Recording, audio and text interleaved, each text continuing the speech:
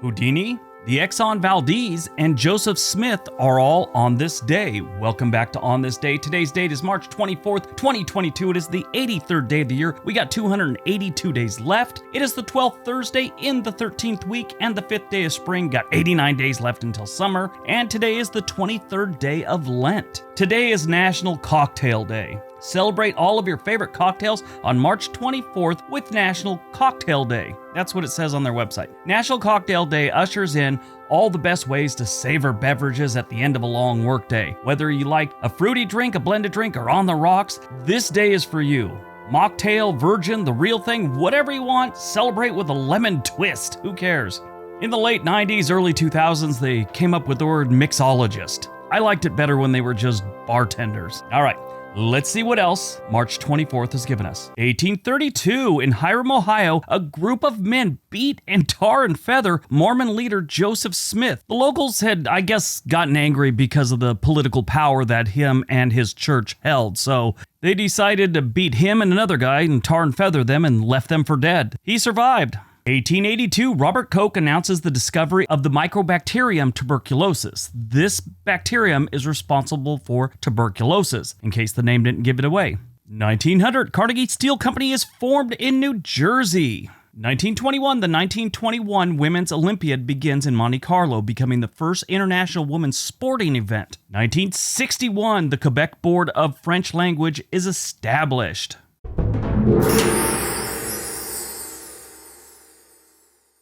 1989, in Prince William Sound, Alaska, the Exxon Valdez hits ground and spills 240,000 barrels of crude oil. I'm sure most of you listening to this remember this. This was a big deal. We all saw the pictures and video of all the animals washed up with oil all over them, whales, seals, millions of seabirds it seemed like. The Exxon Valdez oil spill was a man-made disaster that occurred when the Exxon Valdez oil tanker, owned by Exxon Shipping Company, spilled 11 million gallons, or about 240,000 barrels, of crude oil in Alaska's Prince William Sound. It was the worst oil spill in U.S. history until the Deepwater Horizon oil spill in 2010. The oil slick from this covered 1,300 miles of coastline. Nearly 30 years later, pockets of crude oil remained in some locations. After the spill, the Exxon Valdez returned to service under a different name. So how did it happen? Well, on the evening of March 23, 1989, the Valdez left the port of Valdez in Alaska, bound for Long Beach, California, with about 53 million gallons of crude oil on board. Couple minutes after midnight, the Valdez struck a well-known navigation hazard called the Bly Reef. It's not like this reef came out of nowhere. Everyone knew it was there. Well, I mean, maybe not if you were drinking or you were a guy that was unlicensed and you were steering a giant ship like this. And that's sort of what happened. Investigators later learned that Joseph Hazelwood, the captain of the Exxon Valdez, had been drinking at the time and allowed an unlicensed third mate to steer the massive ship. The total response for this was insane. I mean, the amount of people that worked on it. Over 11,000 Alaskan residents worked on the cleanup, and in some cases, they were just roaming the beach, wiping off rocks with towels and things like that, and using Dawn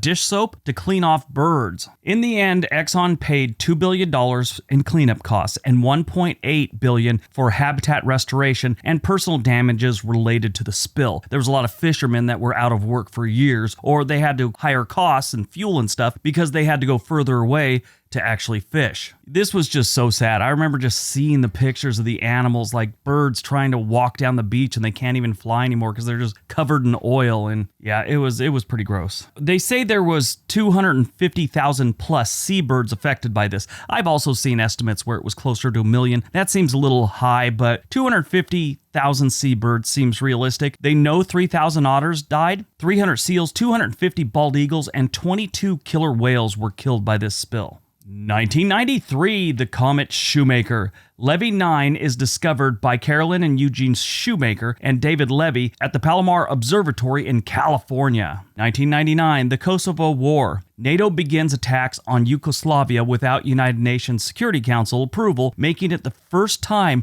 NATO has attacked a sovereign country. 2018, students across the United States staged the March for Our Lives, demanding gun control in response to the Stoneman Douglas High School shooting. Premiered on March 24th. 4th, 2005, The Office. Who doesn't love The Office? Me. I'm not a big fan of The Office. I know everyone loved it. I know they thought it was great. I've never liked that awkward type comedy. It's just not my thing. Like, I love Lucy. I know she was a genius, but just that getting in awkward situations, that's not my style of comedy. It's comedy sort of like music, and I don't think a lot of people realize this, that, you could love classical music, but some teenager, 20-year-old can't stand classical music. That 20-year-old still has to realize these are amazing musicians, even though that's not his type of music. I always hate that when I see someone tell a comic that they're not funny. No, they're not funny to you. Anyway, this 3-time Emmy Award-winning series follows the employees of a paper company. The show is based on a British series of the same name. The show was created by Greg Daniels, Ricky Gervais, and Stephen Merchant.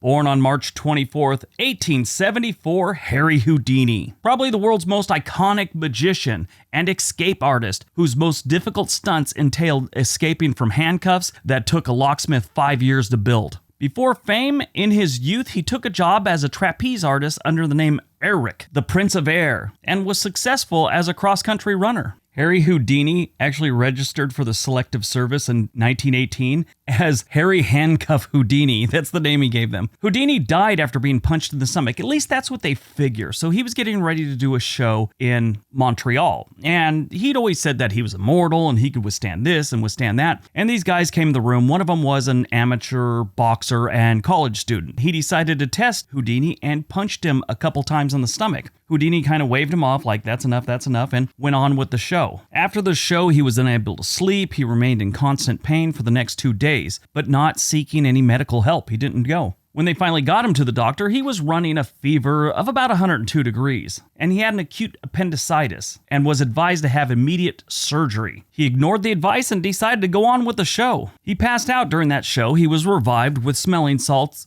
and continued on with the show. He was taken to the hospital after the show where he died. Houdini's final words were, "I'm tired of fighting. I don't want to fight anymore." That's the last thing he ever said. But this one's not about his death, it's about his birth, and he was born in 1874 on March 24th. Died on March 24th, 1993, John Hersey, American writer and journalist known as one of the first practitioners of new journalism. He wrote articles for Time and Life magazine during World War II. He wrote a 31,000-word article titled Hiroshima, documenting the use of the atomic bomb on Japan. Hershey died of natural causes at 78 years old at his home in Key West, Florida, on March 24th, 1993. All right, that's today's video. Hope you guys enjoyed it. Hope you got some information out of it. Now go out, have a great day, and be nice to each other.